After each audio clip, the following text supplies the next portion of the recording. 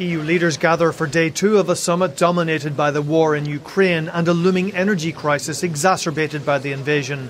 During last night's summit, leaders stopped short of announcing fresh sanctions, preferring to focus on closing loopholes, in part because there are still divisions over whether to ban Russian oil and gas. The EU depends on Russia for 40% of its gas needs and is now desperately trying to break that dependency.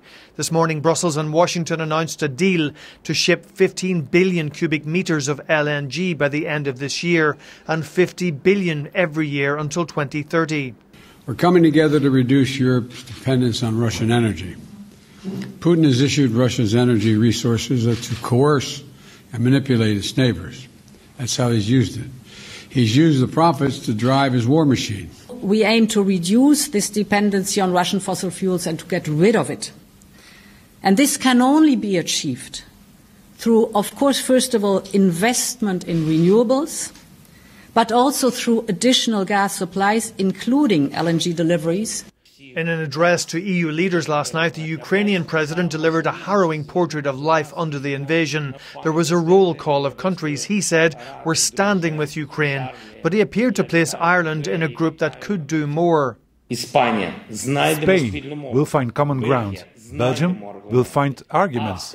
Austria, together with Ukrainians, it's an opportunity for you. I'm sure of it. Ireland, well, practically.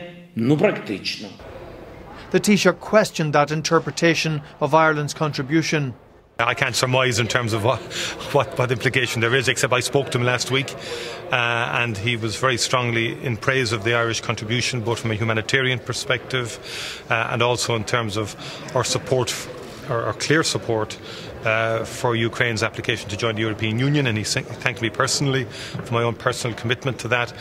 So I'm not going to surmise in terms of whatever particular sort of take you would take from the use of the word almost or practically.